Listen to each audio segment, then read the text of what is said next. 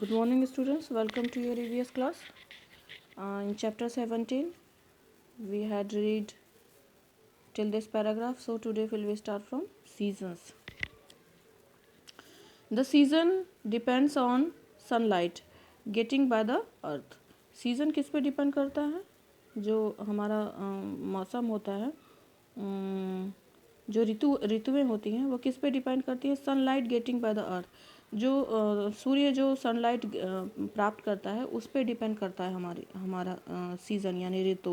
When the earth gets must strong and direct rays of a small area are cause summer season. जब धरती जो है much strong and direct rays जो तीखी किरणों को प्राप्त करता है ऑन अ स्मॉल एरिया और काउज समर सीजन, वहाँ पे समर होता है.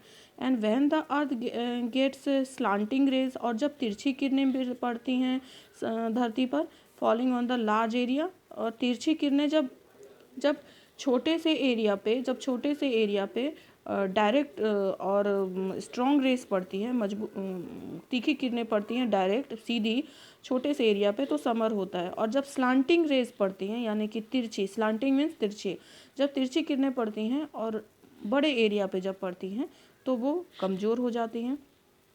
उन किरणों में इतनी तेज़ी नहीं रहती, वो कमज़ोर किरणें हो जाती हैं.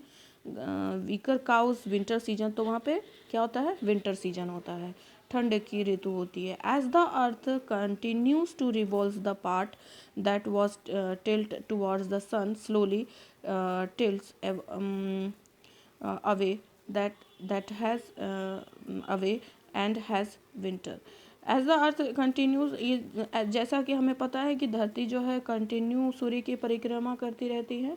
And was towards the sun slowly tilts away, जो पार्ट सूर्य से थोड़ा सा दूर होता है, वो पीछे की तरफ को होता है, वहाँ पर क्या होता है? विंटर सीजन हो जाता है. The other part now has summer, और दूसरा पार्ट जो सूर्य की तरफ में पड़ता है वो क्या हो जाता है?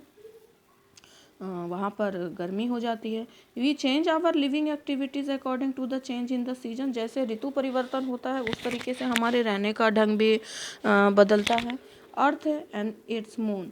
The earth has only one natural satellite which is the moon. धरती का एक ही प्राकृतिक उपग्रह है जो कि चंद्रमा है. The moon has mountains, valleys. Moon पे पहाड़ियाँ हैं, घाटियाँ हैं. ओल्ड वोल्केनोज, पुराने वोल्केनोसाइट्स हैं. And many ball like holes call craters, और बड़े बड़े गड्ढे हैं जो कि जिसे क्रेटर्स बोलते हैं. It is not a luminous body, it is a shine because it bounce back the light of the sun. इसमें अपना प्रकाश नहीं होता है, ये सूर्य के प्रकाश से चमकता है. The stars, we can see numberless twinkling stars in the sky as a clear night. हम जब आकाश साफ होता है, आसमान साफ होता है, तो हम अनगिनत तारों को आकाश में देखते हैं. these appear too small because they are very far from the earth. छोटे दिखते हैं क्योंकि धरती से बहुत दूर है. A star is a huge ball of gas. Gas का बहुत बड़ा बॉल होता है star. It gives out light and heat. और ये क्या देता है? प्रकाश देता है और गर्मी देती है. Stars differ greatly in their sizes, और अब आकार में भी अलग अलग होते हैं. Some stars are small while others are very big than sun. कुछ तो बहुत छोटे हैं, कुछ इतने बड़े हैं कि वो सूर्य से भी बड़े हैं. Stars science for millions of years, और स्टार्स जो हैं वो मिलियंस ईयर्स एगो से ही साइन कर रहे हैं. We see the stars in group of the sky. In the sky, आकाश पे हम ग्रुप में देखते हैं स्टार को, बहुत ग्रुप देखते हैं स्टार के. This groups are called galaxies, और ये ग्रुप क्या कहलाता है? Galaxy. Certain group of stars seen in the from recognizable pattern in the sky, और कुछ तो बहुत जाने पहचाने पैटर्न में दिखते हैं स्काई में, एक ही पैटर्न में बहुत दिन से दिखते हैं. वी कॉल दिस पैटर्न्स, हम इन पैटर्न्स को क्या कहते हैं? कॉन्स्टलेशंस. क्या बोलते हैं इनको? Constellations. Okay. Some of constellations are Ursa Major, Great Bear, Leo, Lion and Orion Hunter. और कुछ जो हैं उनमें से प्रमुख कौन से हैं? Ursa major, great bear, Leo, lion और Orion hunter. Okay, satellites. Satellites are small heavenly bodies.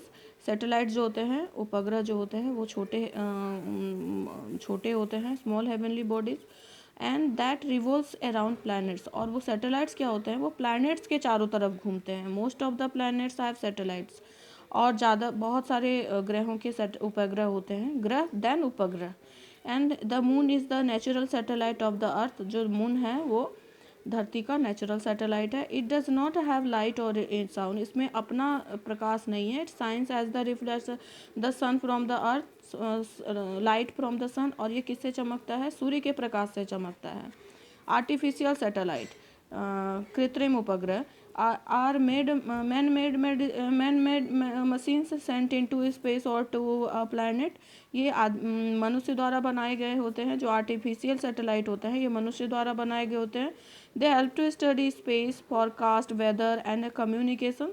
और किस किस चीज़ में मदद करते हैं ये जो मानव द्वारा निर्मित उपग्रह होते हैं, वो स्पेस के बारे में पढ़ने में, वेदर फोरकास्ट करने में, मौसम के बारे में जानकारी देने में, और कम्युनिकेशन में, संचार में मदद करते हैं। The first artificial satellite to go into space was Sputnik 1। पहला सैटेलाइट कौन सा था जो स्पेस में गया था, Sputnik 1। And Aryabhata was Indian first artificial satellite. और आर्यभट्ट जो है वो भारतीय प्रथम कृत्रिम उपग्रह है। Okay class, read this chapter carefully, and exercises and question answers we will do in our next video. Okay, bye class, take care.